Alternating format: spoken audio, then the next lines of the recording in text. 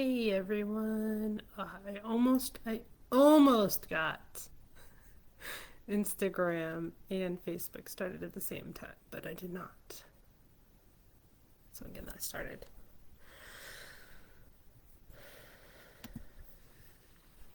Hello Instagram, hello Facebook.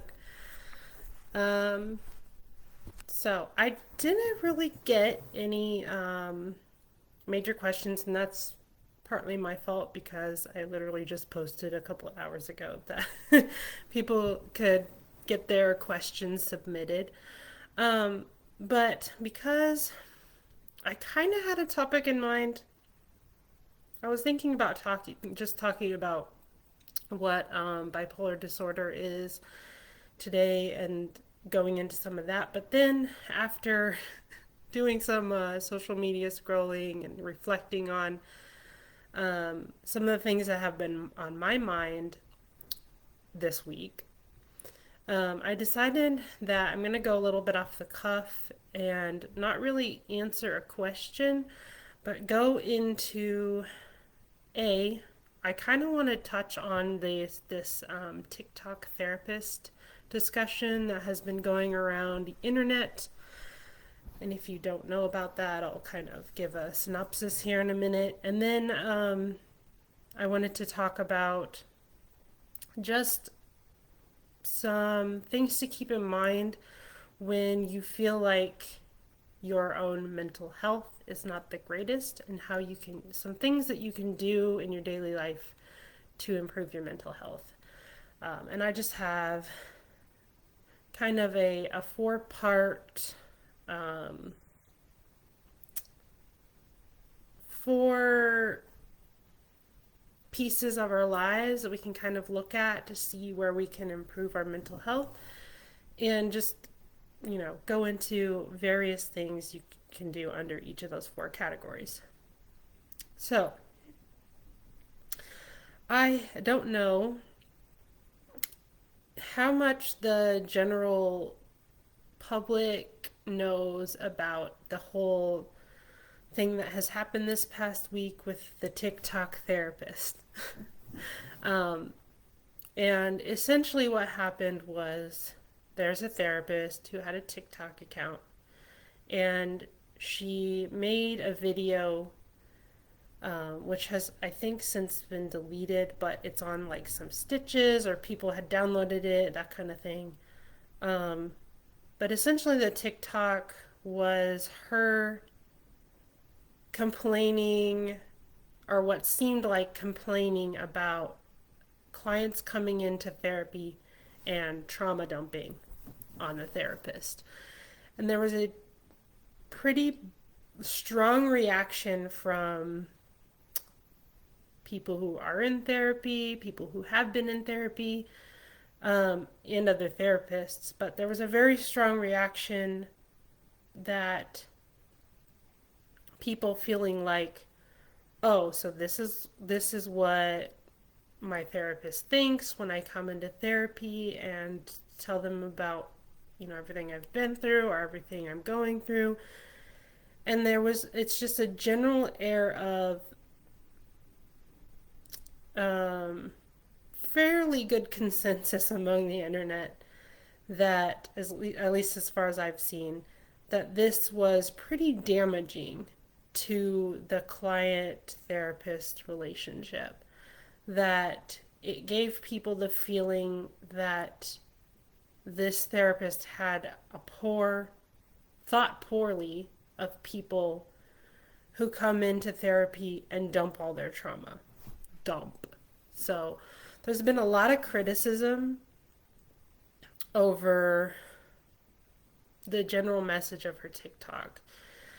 I in some therapist communities on Facebook, and I follow a lot of therapists on Instagram and TikTok. And I've heard a couple people say that they know this therapist, or have followed this therapist for a while, and this is a good person. She's a great therapist, and that this was probably just really bad judgment on her part. I've heard everything from this therapist should have their license pulled, just really, I feel, over the top things. And, I'm open to anyone's opinion on this. Um, I definitely don't agree with the message that she put out there. And I feel like it's definitely something that has made light of an issue with therapists being on social media. I being a therapist on social media right now myself, but I feel like it has brought up a lot of really good discussion on what are the ethics around a therapist being on social media. What really I feel like therapists should take away from this situation is examining the message that we put out there, how our presence on social media could be perceived by our clients, but also how our message could be received by any therapist's clients. Because as we've seen with this message and other messages can really discourage people from seeking help because if you have trauma or you're going through some really heavy things in your life, um, it can be scary to bring that stuff up to your therapist in the first place and then to see something online that gives you the impression that your therapist is judging you for doing that or bringing it up. That makes a lot of people not want to go get the help that that they could really benefit from. um I will say I do feel like the reaction to this may have been a little bit of an overreaction by the entire internet. Not to say that a reaction is not warranted, but I think I hate that someone is would be villainized for a bad decision. I understand we're therapists and we have ethics that we have to follow. We have very strong ethics that we are supposed to follow. Um, and does this therapist deserve to be called out? Absolutely. Absolutely, this person deserves to be called out, um, made aware of what image this has created, what this has done to potential clients of any therapist, and be scrutinized to a degree by fellow therapists, by the all of us who are bound to uphold the ethics of our profession. Um, but I also think that I know therapists are human and we make mistakes. And unfortunately, the ethics of our profession and social media, and a lot of things, to be honest, other than our hard ethical rules, there's a lot of mm, gray area. And when there is that gray area, it's really hard to know sometimes where the line might be. And I've had people tell me in my profession, well, that kind of depends on where your ethical line lies. As long as you're within the bounds of the ethics that we are called to uphold, there's certain things where the line isn't totally clear. And I think to the therapists who say that the line is super clear with social media. um, I don't think we can say that because, you know, all of us went to different master's programs. I was just listening to a podcast yesterday, Psychology in Seattle podcast, which he is a professor at a PsyD program in Seattle, talking about how we have psych professors teach our ethics classes, and in reality, when it comes down to the upholding of our ethics, those people teaching our classes are really, they're teaching what they know, and they're teaching to the best of their knowledge. But when it comes down to it and you're brought into court or something like that, I think a lot of therapists would be surprised what the ethics of our profession actually boil down to. And that's, if you go, it was like one of his really recent podcasts, like just the other day. So if any therapists who watch this, if you're interested in that, I highly recommend just listening to that podcast and his thoughts on the ethics of our profession. Um, because he's right. If you talk to a lawyer who deals with defending people in our profession, they're going to tell you something probably a lot different than what someone would tell you, what your professor of ethics would have told you in grad school. Um,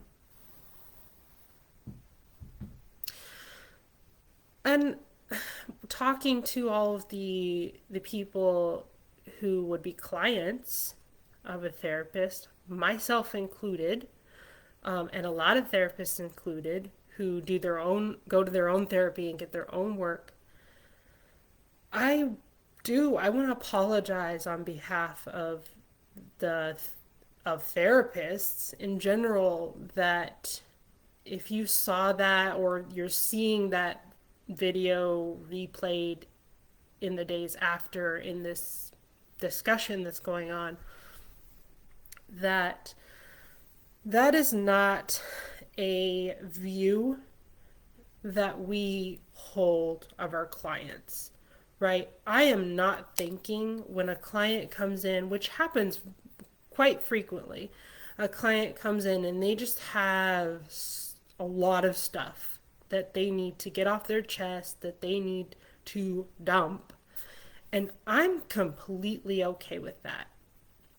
I posted on my story a really good response that another therapist had posted about this whole ordeal, that um, sometimes as therapists we might ask you to slow down because we realize that this could be a re-traumatization, or this could bring up a lot of stuff that we're not at a place in therapy to deal with, or the therapist really wants to help you work through doing it slowly.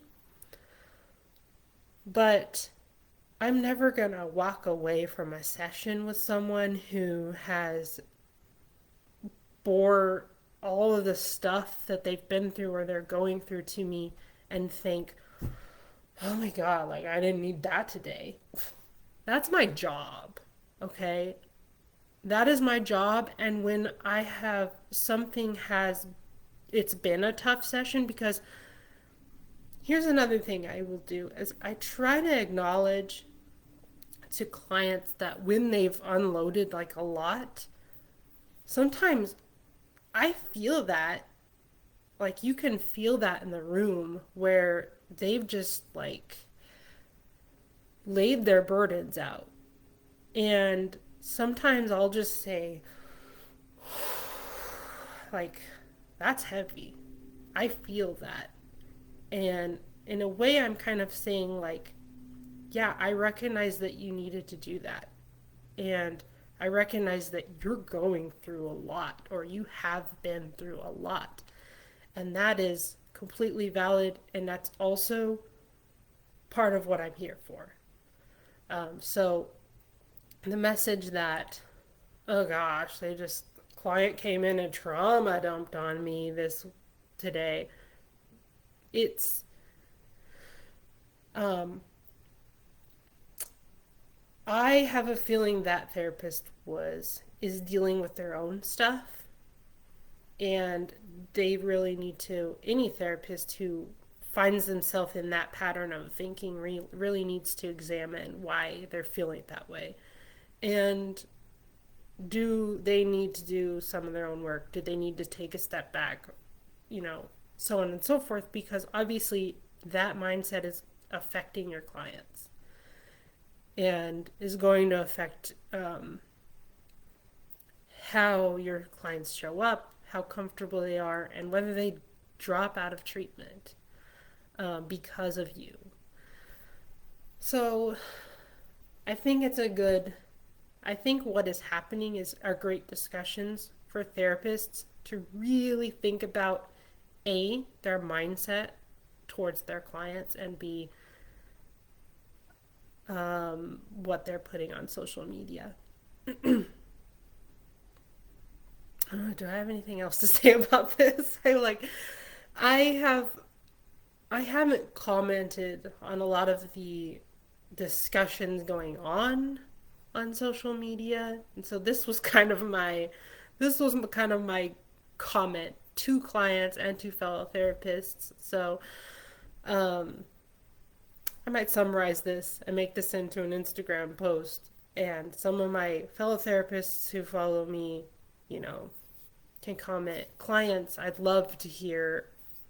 By clients, I mean like non-therapists. I'd love to hear your viewpoints on any of this if you followed any of it or heard anything about it. Like, um, just keep it civil in my comments section. But I think I will put up a little post later today just to have a place where you guys, or you can comment on this video because this will go up on my IGTV. Um,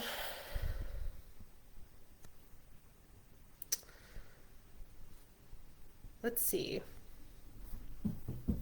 So whether you're watching this, I'm going to segue into general mental health, which I think is something that all of us could use with everything going on in the world, all the debates going on social media, just all of the news that's been happening lately.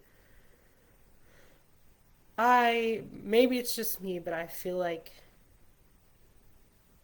everyone's on edge. We're just on edge. There's a lot going on, and then also we all have our own personal stuff that's going on in our own lives. And so I just thought like a general check-in, tips, tools you could use this week to get yourself out of a rut if you're kind of feeling down or sad or depressed, or what I call the shutdown state.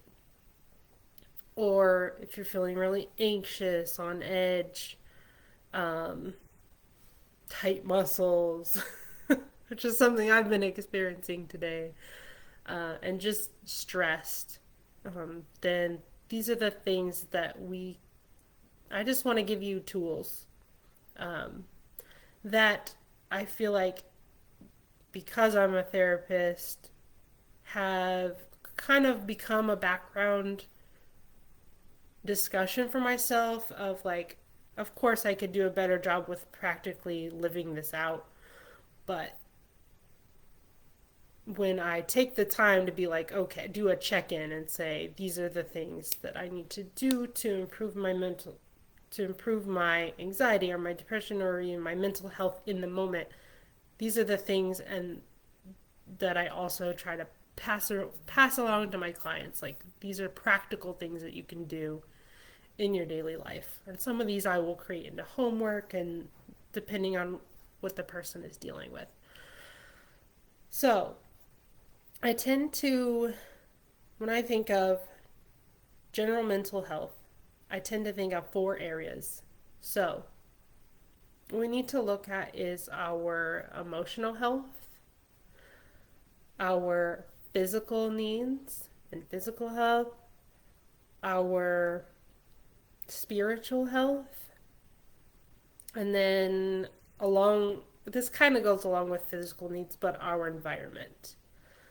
So looking at what are things we can do to improve those four areas. And sometimes it's easy to think of it kind of like, what is one thing, one very easy, very doable thing that I can do to improve just a little bit in this area, or to boost myself just a little bit in this area. And what I mean by improve or boost is um, thinking of it as like just a day, or just say you have 2 hours in the whatever time of day it is, or even spread out throughout the day. What is one thing that I can easily commit to improving that area? Um, so starting with emotional health, this would be any way that you can work on processing your emotions. So, or improving your mood. And the other areas, obviously, they also work on your emotional health because we're talking about mental health. But specifically for this area, um, some things that can be really helpful for processing emotions are, or improving mood. One of my go-tos is a gratitude journal. I've said this before, but when people hear journal, they often think, oh, I need to sit down and write sentences and paragraphs and write out a narrative. No.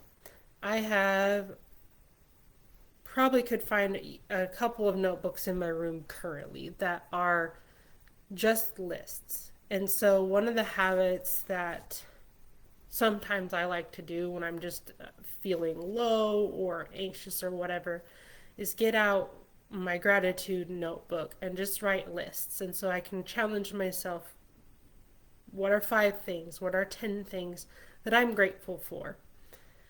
And and just write those down. And it can be the simplest things or the most complicated things. Like today, I'm grateful I had coffee, I had a burrito. I'm grateful for the crisp fall air. I love that. I'm grateful that my cat came and snuggled with me. Um, I'm grateful for that I had the energy to do the dishes. Just like anything that cheers you up, makes you feel grateful, makes you enjoy your day. And that's different for everybody. Another thing, if you really struggle with anxiety, is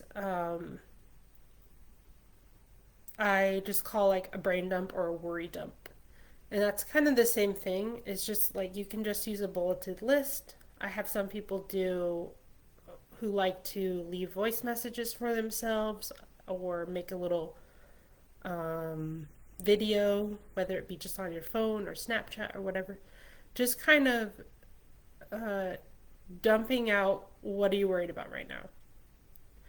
And um, that can help you kind of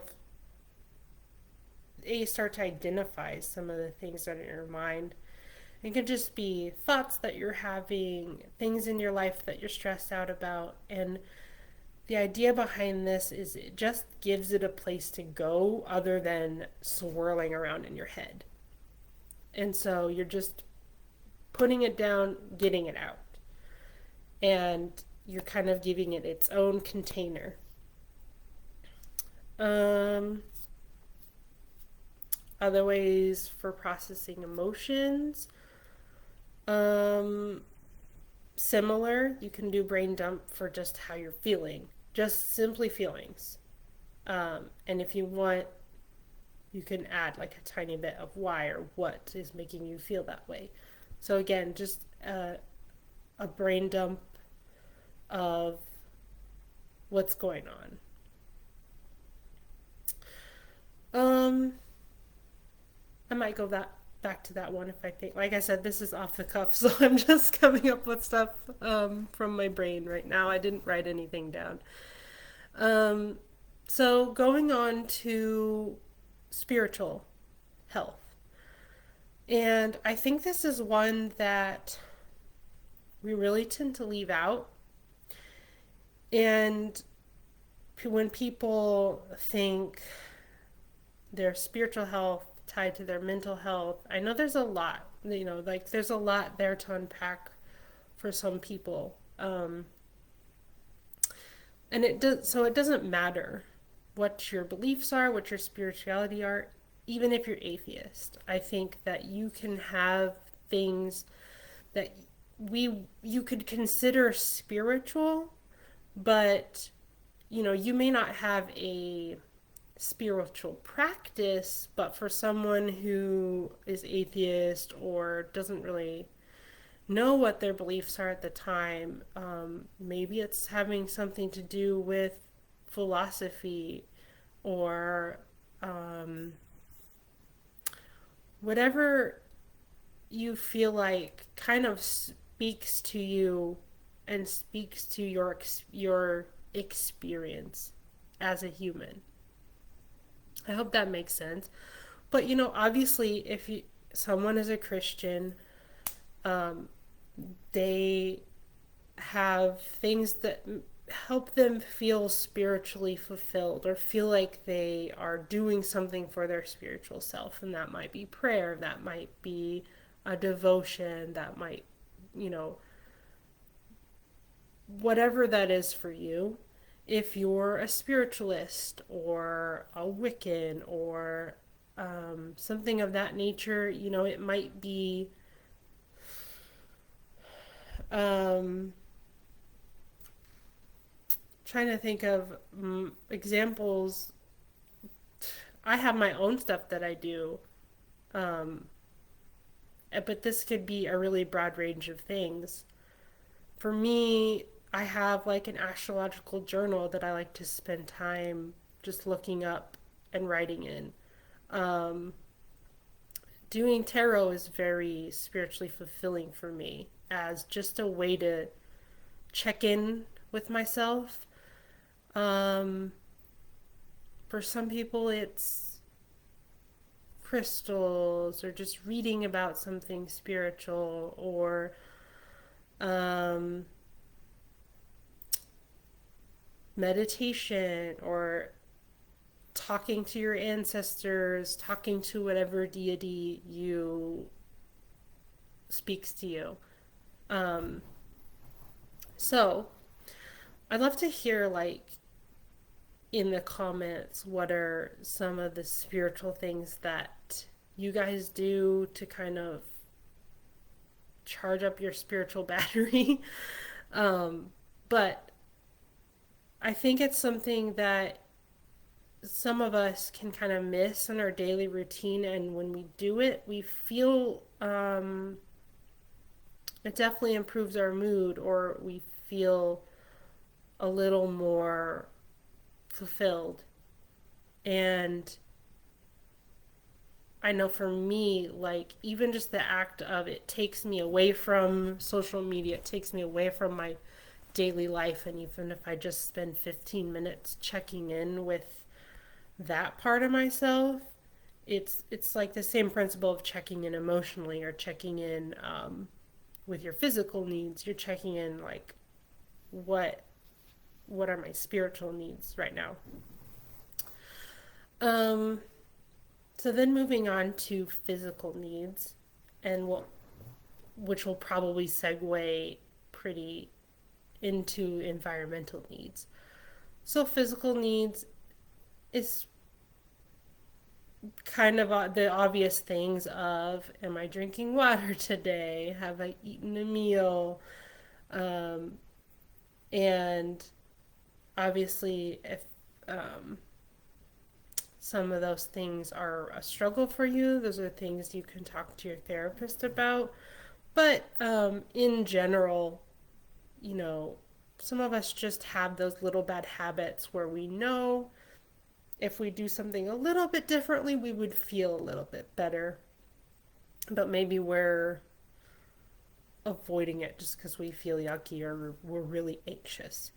So it's a lot of times it's just a reminder that this thing will probably make me feel a little bit better. And, um, maybe we're avoiding it for whatever reason. Like, I feel really anxious, so I don't feel like eating. But knowing yourself a little bit, or learning to understand yourself, like if it's something that if I know I eat a little bit, I'm gonna feel a little bit better, or maybe I shouldn't be eating that food because I know it's going to make me feel worse, whatever that is for you. Physical needs, also think about getting some fresh air, going out in the sunlight if you can, going for a little stroll around the block, and these all segue into environment. Sometimes the best way to switch up our mood is to just change our environment a little bit. Um, Maybe it's driving in your car and sitting at the park with a drink. Um, Maybe it's just going for a drive in general. Whatever you feel like is a pretty consistent thing that lifts your mood. And maybe it would be good to start a list. Start a list of all of these areas and the things that you know would probably improve your mood. A bath or a shower. Um, just going to a different room of your house.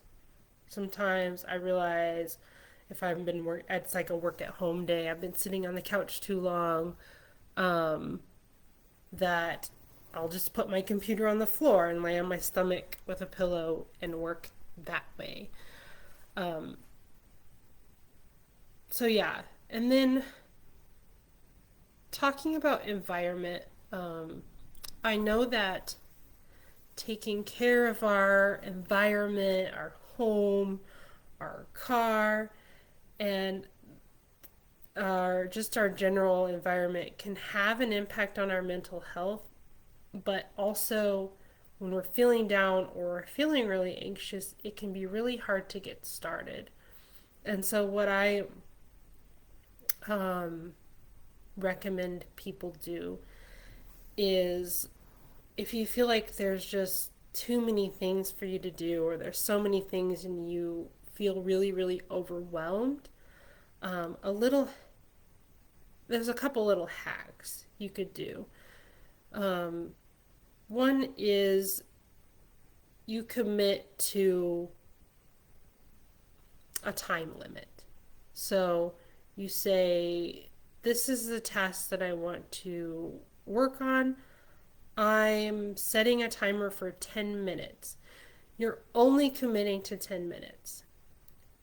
I know for me and for a lot of people, just the act of telling yourself, I only have to commit to 10 minutes. If I want to stop what I'm doing in 10 minutes and then do nothing, that's fine. And the act of getting myself to commit to 10 minutes gets me up, gets me started on a task, and I usually end up finishing several other tasks. It's just that initial getting started can be really difficult. And um, I guess this is kind of the same thing, but it's called Pomodoro, I think. Um, and it's the same kind of idea, but maybe for like work tasks or I mean any task apparently like the Pomodoro is 20 minutes. And so you're literally just committing to 20 minutes of getting things done that you need to get done and then you're off the hook. And this first of all, we way overestimate the amount of time something's going to take us to get done most of the time. And it seems insurmountable because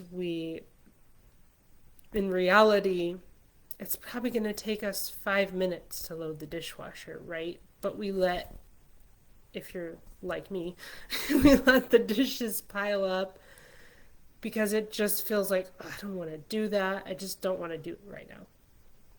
And so, yeah, it's just that the act of um, getting started. And so, even if you have to start with 5 minutes, and hey, if you go through 5 minutes and you don't have the task done and you want to quit in the middle, cool, you got part of the task done.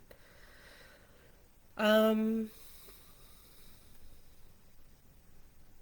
I did have one more note about environment is another thing that you can do is go through like a checklist of um, how to improve your five senses in your environment. So, um, if you're feeling really down or really anxious, you can just think of your five senses and how you can um, do something pleasing for those five senses. So, for your smell, you might do something really quick, get some essential oils or light a candle or spray a room spray to boost your mood that way. So, something pleasing to your smell. Um, your hearing. How can you switch up in your environment to have something more pleasing to your hearing? So, I know a bad habit for a lot of us might be scrolling through social media or watching TV shows that maybe don't put us in a better mood than we're in. They might make us more anxious, they might make us feel sad. Even though we enjoy those activities, they might not be the best thing for our mental health at that moment. And so, you can switch it up and maybe decide to listen to some music that you like instead, or uh, listen to something that's more uplifting or um, positive. So I know it sounds really silly, but when you're in a really bad mood, maybe you watch puppy kitty videos on YouTube or um, just funny stuff that isn't gonna trigger low mood or anxiety. And then, um, so we did smelling, hearing, taste. Maybe it is a favorite food if that's not going to be super triggering for you. Or maybe it is getting a mint or a cough drop that tastes good, or just having a small piece of chocolate, or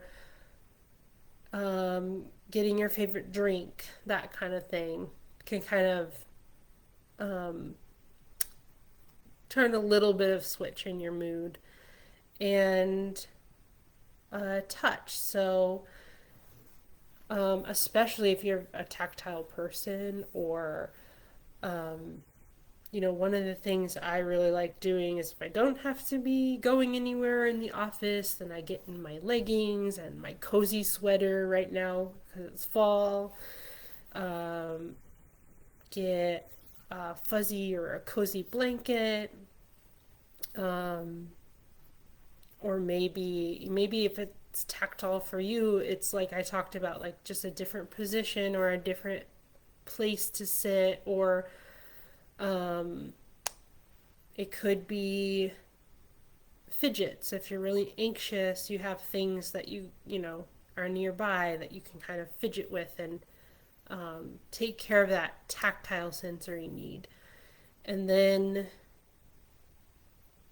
we did taste, smell, hearing, um, touch. What am I missing? Oh, vision. um, uh, yeah, you can really switch up your visual environment. So if you are really, and this is something I can struggle with sometimes, is my environment can be like visually, making me visually anxious.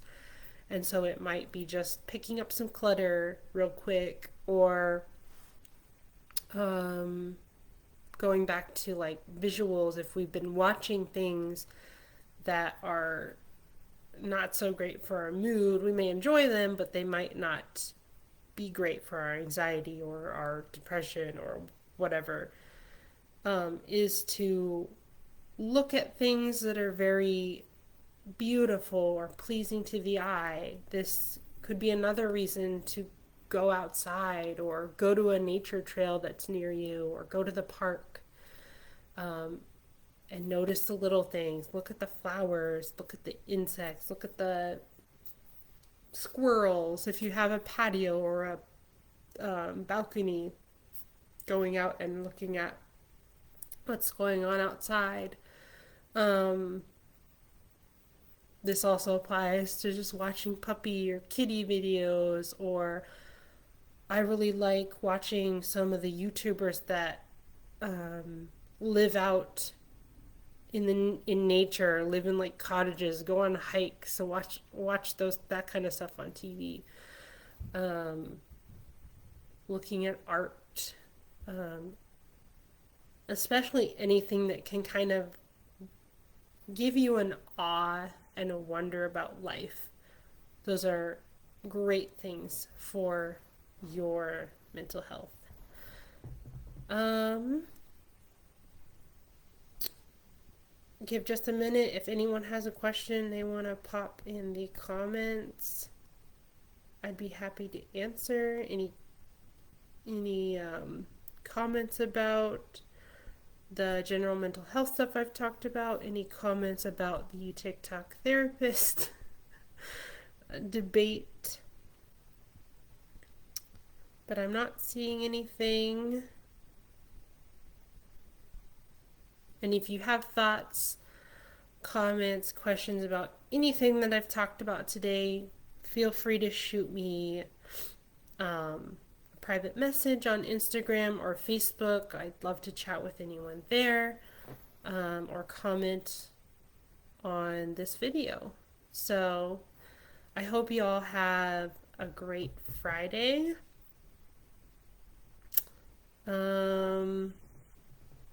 Oh, one thing I was going to say is, so generally I've been relying on questions, but I don't always get questions every week, or sometimes people are just like, I like watching your content, your videos, but I don't really have any specific questions. So what I might do next week is I'll just have some topic suggestions and post them, and then people can comment and just say which one they're interested in me talking about. So if you have a content suggestion, doesn't necessarily have to be a specific question. If you have a suggestion for any topic that you want me to cover, you can shoot me a message or comment, or look for that post in the future, and I'll kind of go off what I talk about each week based on that. I'll still take specific questions if anyone has them, but yeah, I think that's how I will kind of approach it from now on. So, hope you guys have a great Friday, and I will see you all next week. Bye.